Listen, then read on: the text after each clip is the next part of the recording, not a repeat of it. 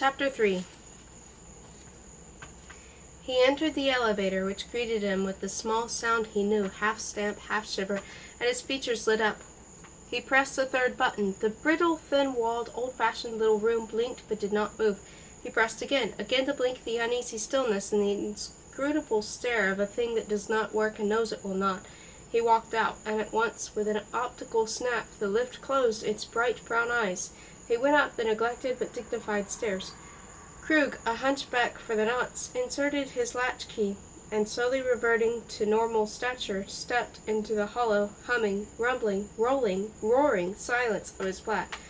Alone, a mezzotint of the Da Vinci Miracle, 13 persons at such a narrow table, crockery lent by the Dominican monks, stayed aloof. The lightning struck her stubby, tortoiseshell-handled umbrella as it lit away from his own gamp, which was spared. He took off the one glove he had on, disposed of his overcoat, and hung up his wide-brimmed black felt hat. His wide-brimmed black hat, which no longer feeling at home fell off the peg, was left lying there.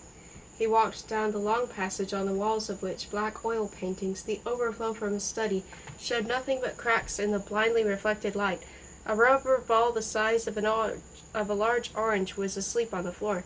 He entered the dining room. A plate of cold tongue garnished with cucumber slices and the painted cheek of a cheese were quietly expecting him. The woman had a remarkable ear. She slipped out of her room next to the nursery and joined Krug. Her name was Claudina, and for the last week or so she had been the sole servant in Krug's household. The male cook had left.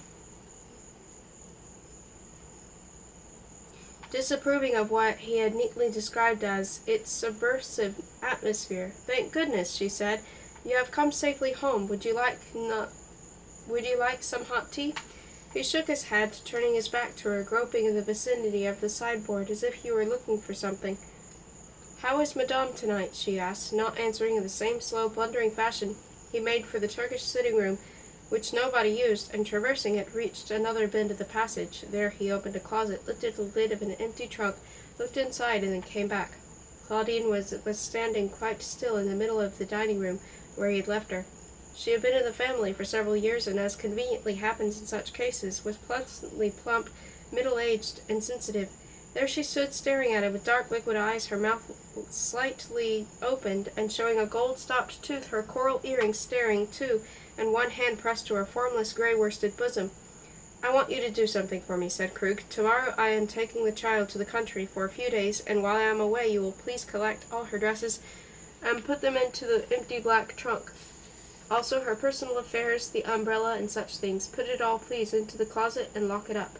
Anything you find. The trunk may be too small." He wandered out of the room and looked out, looking at her, was about to inspect another closet, but thought better of it and turned on his heel, then automatically switched into tiptoe gear as he approached the nursery. There at the white door he stepped, and the thumping of his heart was suddenly interrupted by his little son's special bedroom voice, detached and courteous, employed by David with graceful precision to notify his parents when they returned safe from a dinner in town that he was still awake and would ready to receive anybody who would like to wish him a second good night.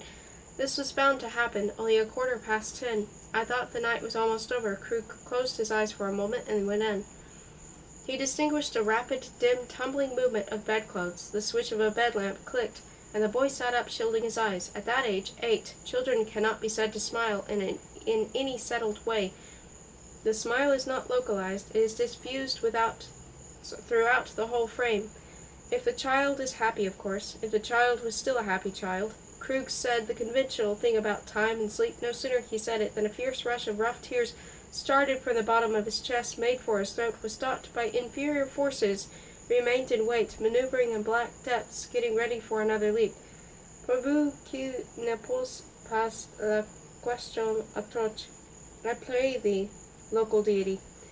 "Have they been shooting at you?" David asked. "What nonsense," he said. "Nobody shoots at night." "But they have. I heard the pops. Look, there's a new way of wearing pajamas." He stood up nimbly, spreading his arms, balancing on small, powdery white, blue-veined feet that seemed to cling monkey-wise to the disarranged linen on the dimpled, creaking mattress. "Blue pants, pale green vest, and a woman must be colorblind. I dropped the right ones into my bath," he explained cheerfully. Possibilities of buoyancy exerted a sudden attraction, and with a collaboration of popping sounds he jumped once, twice, 3 times, higher, higher, then from a dizzy suspension fell down on his knees, rolled over, stood up again in the tossed bed, tottering, swaying. Lie down, said Krug. It is getting very late. I must go now. Come, lie down, quick. He may not ask. He fell this time on his bottom, and fumbling with the incurved toes, got them under the blanket, between the blanket and sheet, laughed, got them right this time, and Krug rapidly tucked him in.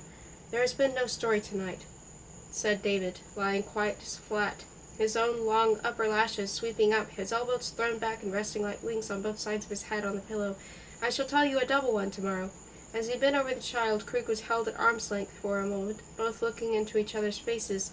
The child hurriedly tried hard to think up something to ask in order to gain time, the father frantically praying that one particular question would not be asked. How tender the skin looked in its bedtime glory, with a touch of the palest violet above the eyes and with the golden bloom on the forehead below the thick ruffled fringe of golden brown hair, the perfection of non-human creatures, birds, young dogs, moths asleep, colts, and these little mammals, a combination of 3 tiny brown spots, birthmarks on the family flushed cheek near the nose, recalled some combination he had seen, touched, taken in recently. What was it? The parapet. He quickly kissed them, turned off the light, and went out. Thank God it had not been asked, he thought, as he closed the door. But as he gently released the handle, there it came, high-pitched, brightly remembered. Soon, he replied, as soon as the doctor tells her she can. Sleep, I beg you.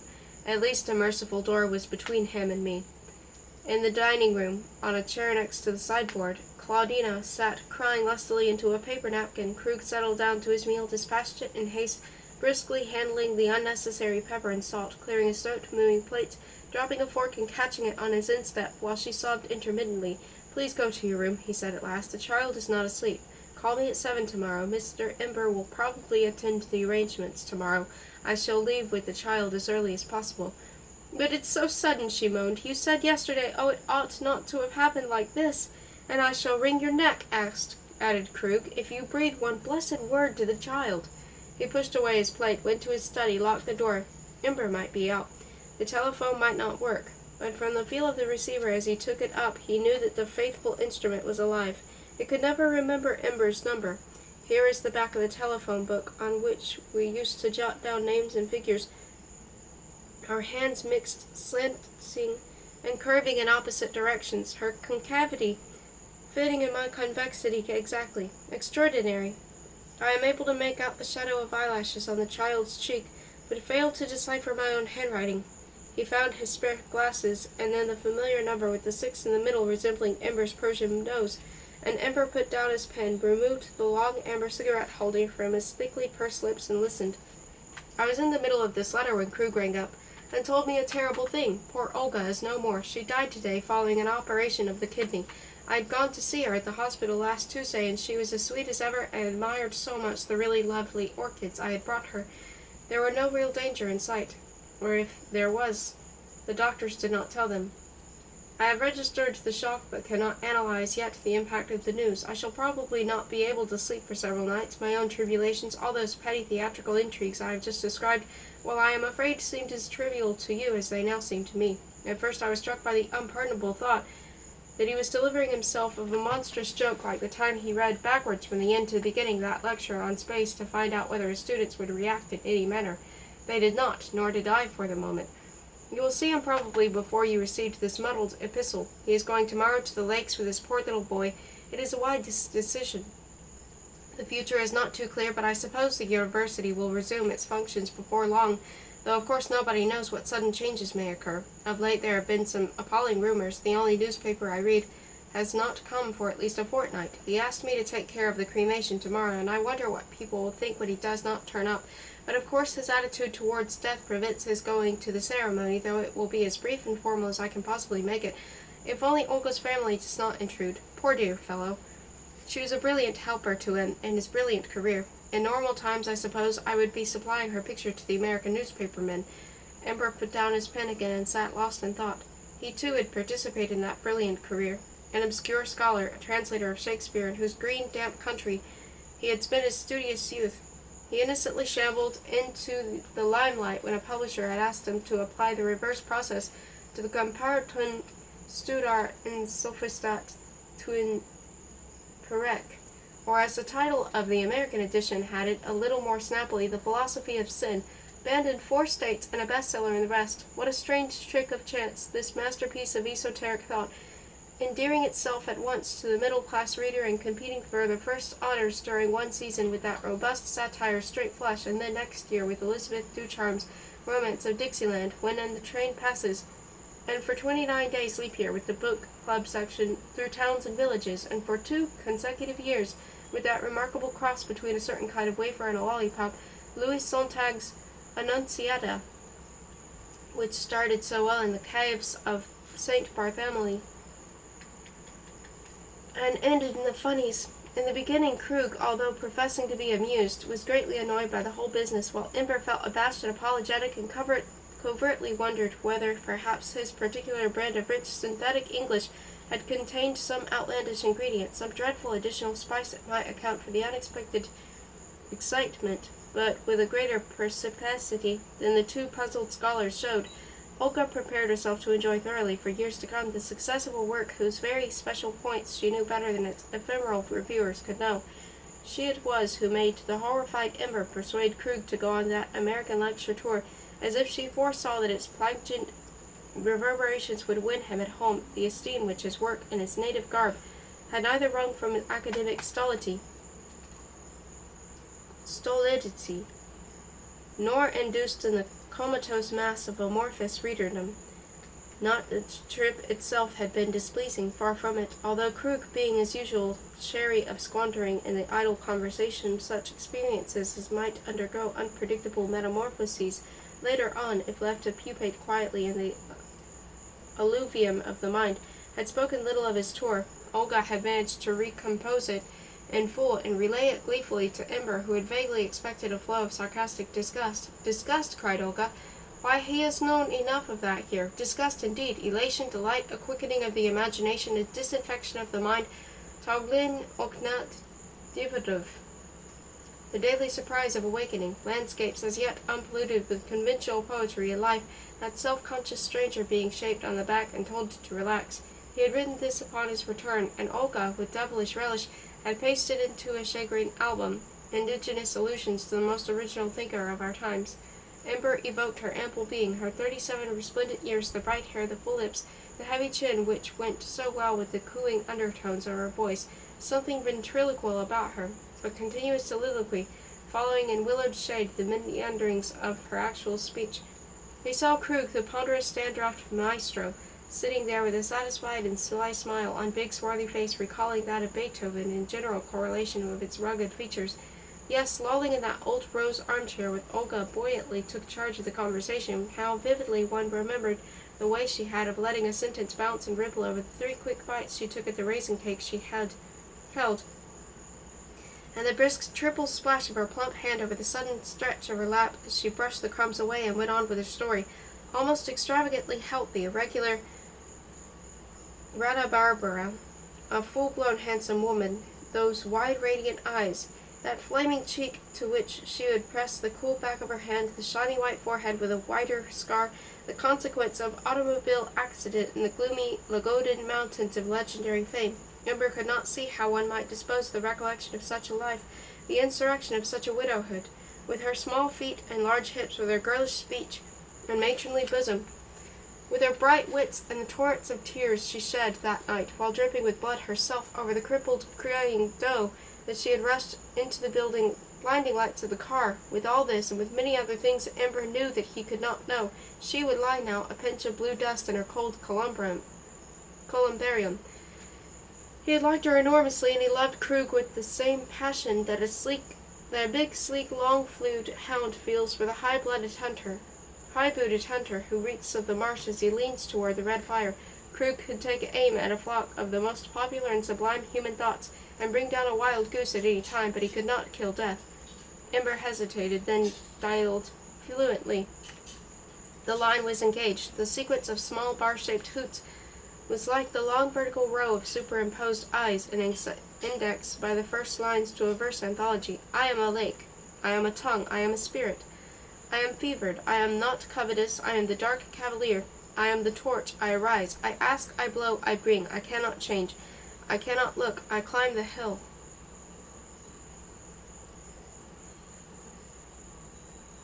I come, I dream, I envy, I found, I heard, I intended and owed, I know, I love, I must not grieve, my love. I never, I pant, I remember, I saw thee once, I traveled, I wandered, I will, I will, I will, I will. He thought of going out to mail this letter, as bachelors are wont to do around 11 o'clock at night. He hoped a timely aspirin tablet had nipped his cold in the bud. The unfinished translation of his favorite lines in Shakespeare's greatest play, "Follow the petulant jouncing neath the rack with her pale skeins mate," crept up tentatively, but it would not scan because in his native tongue rack was anapathetic. Like pulling a grand piano through a door, take it to pieces, or turn the corner into next line. But the berth there was taken, the table was reserved, the line was engaged. It was not now. I thought perhaps you might like me to come. We might play chess or something. I mean, tell me frankly. I would, said Krug, but I have had an unexpected call from, an unexpected call. They want me to come immediately. They call it an emergency session. I don't know. Important, they say. All rubbish, of course. But as I can neither work nor sleep, I thought I might go. Had you any trouble in getting home tonight? I am afraid I was drunk. I broke my glasses. They are sending... Is that what you alluded to the other day? Yes. No. I do not remember. Ce sont mes collègues et vous et tout le trembala. They are sending a car for me in a few minutes. I see. Do you think you will be at the hospital as early as possible, won't you? At 9, 8, or even earlier? Yes, of course. I told the maid, and perhaps you will look into the matter too when I am gone. I told her. Krug heaved horribly and could not finish. Crushed down the receiver. His study was unusually cold, all of them so blind and sooty, and hung up so high above the bookshelves that he could hardly make out the cracked complexion of an upturned face under a rudimentary halo, or the jigsaw indentures of a martyr's parchment-like robe dissolving into grimy blackness. A deal table in the corner supported loads of unbound volumes of the Revue de Psychologie, bought second-hand, crabbed 1879, turning into plump 1880, their deft-leaf covers frayed or crumpled at the edges and almost cut through the criss-cross string, airing its way into the dusty bulk. Results of the pact never to dust, never to unmake the room. A comfortable, hideous bronze stand lamp with a thick glass shade of lumpy garnet and amethyst portions set in asymmetrical interspaces between bronze veins had grown to a great height like some enormous weed. From the old blue carpet beside the striped sofa where Krug will lie tonight, the spontaneous generation of unanswered letters, reprints, university bulletins, disemboweled envelopes, paper clips, pencils in various stages of development littered the desk. Gregoire, a huge stag beetle wrought of pig iron, which had been used by his grandfather to pull off the heel, hungrily gripped by these burnished mandibles, first one riding boot, then another, peered unloved from under the leathern fringe of the leathern armchair. The only pure thing in the room was a copy of Chardin's House of Cards, which he had once placed over the mantelpiece to ozone your dreadful lair, she had said. The conspicuous cards, the flushed faces, the lovely brown background. He walked down the passage again and listened to the rhythmic silence in the nursery, and Claudina again slipped out to the adjacent room. He told her he was going out and asked her to make his bed on the divan in the study. Then he picked up the hat from the floor and went downstairs to wait for the car. It was cold outside, and he regretted not having refilled his flask with that brandy which had helped him to live through the day. It was also very quiet, quieter than usual. The old-fashioned genteel house fronts across the cobbled lane had extinguished most of their lights. A man he knew, a former member of the Parliament, a mild boor who used to take out his two polite, pelotted Dawsons at nightfall, had been removed a couple of days before from number 50 on a motor truck, already crammed with other prisoners. Obviously, the Toad had decided to make his revolution as conventional as possible. The car was late. He had been told by a university present, Azuris, that a Dr. Alexander, assistant lecturer in biodynamics, whom Krug had never met, would come to fetch him. The man Alexander had been collecting people all evening, and the president had been trying to get in touch with Krug since early afternoon. A peppy, dynamic, efficient gentleman, Dr. Alexander, one of those people who comes in times of disaster, emerged from dull obscurity to blossom forth suddenly with permits, passes, coupons, cars, connections, lists of addresses. The university bigwigs had crumpled up helplessly, and of course no such gathering would have been possible had not a perfect organizer been evolved from the periphery of their species by a happy mutation, which almost suggested the discreet intermediation of the transcendental force. One could distinguish in the dubious light the emblem bearing a remarkable resemblance to a crushed, dislocated, but still writhing spider of the new government upon a red flaglet affixed to the bonnet.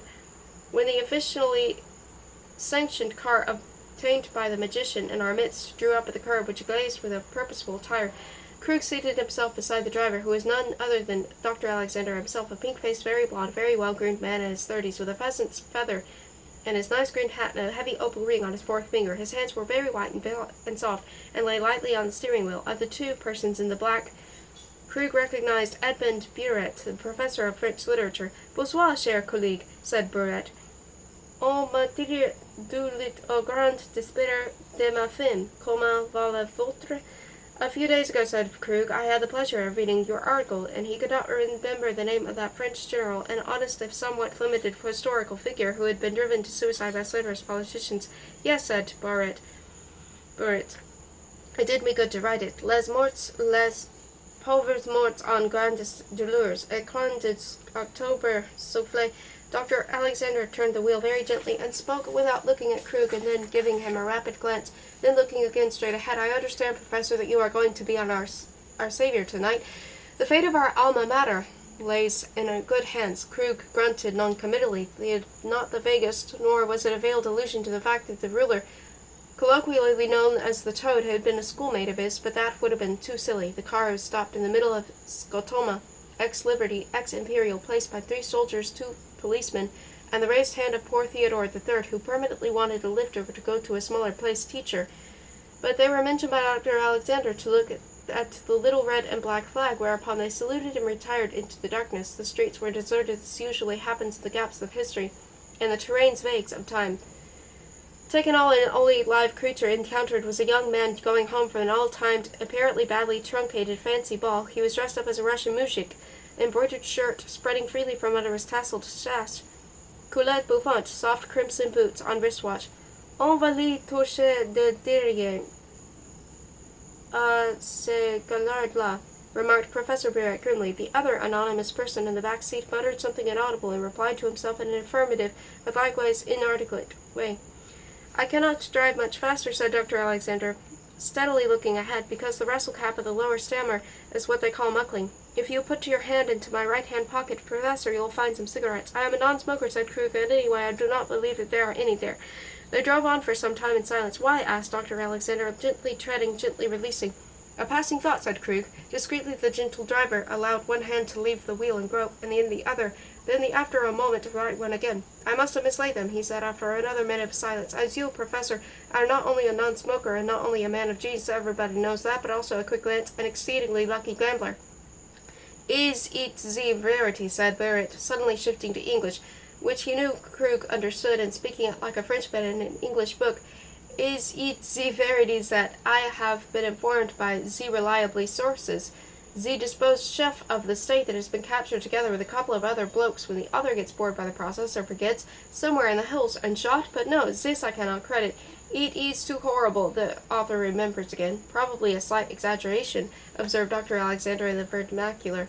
"Various kinds of ugly rumors are apt to spread nowadays, and although, of course, domushta barban kapushta, the ugliest wives are the truest, still I do not think that in this particular case," he trailed off with a pleasant laugh, and there was another silence.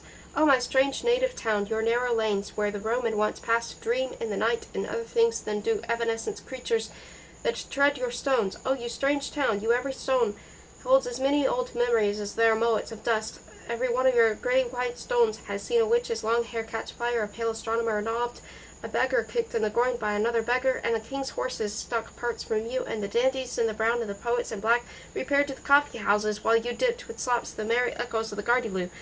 Town of dreams to change into him. Oh, you stone changeling, the little shops all shuttered in the clean night, the granite walls, the niche shared by the homeless pigeon with a sculptured churchman, the rose widow, the exuded gargoyle, the jester who slapped Christ's lifeless cravings from dim and life mingling their feathers, not for the wheels of oil-maddened engines were your narrow and rough streets designed, and as the car stopped, at last in bulky Barrett crawled out in the wake of the bier, the anonymous muser who had been sitting beside him was observed to split into two, producing by sudden germination Gleeman, the frail professor of medieval poetry, and equally diminutive Yanovsky, who taught Slavic scansion, newborn Kilmuckly, now trying on the Paleolithic pavement. "I shall lock the car and follow you presently," said Dr. Alexander with a little cough, An Italianate mendicant in picturesque rags who had overdone it by having an especially dramatic hole in one place which normally would have never had any. The bottom of his expectant hat stood shaking diligently at the ague and the lamplight at the front door.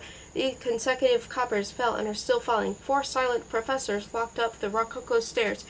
But they still did not have to ring or knock or anything, for the door on the topmost landing was flung open to greet them by the prodigious Dr. Alexander, who was there already, having zoomed perhaps up some special backstairs, or by means of those non-stop things when I used to rise from the twinned night of the Kiwaniwatan and the horrors of the Laurentian Revolution through the ghoul-haunted province of Pern, through the east, early recent, slightly recent, not so recent, quite recent, most recent, warm, up to my room number on the Mind Hotel floor, in a remote country, up, in one of those express elevators manned by the delicate hands, my own negative picture of dark-skinned men with sinking stomachs and rising hearts, ever attaining paradise, which is not a roof garden. From the depths of the stag-headed hall, old President Azarus came in a quick pace, his arms open, his faded blue eyes bearing in advance, his long, wrinkled upper lip quivering. Yes, of course, how stupid of me, thought Krug. The circle in Krug, one Krug and another one.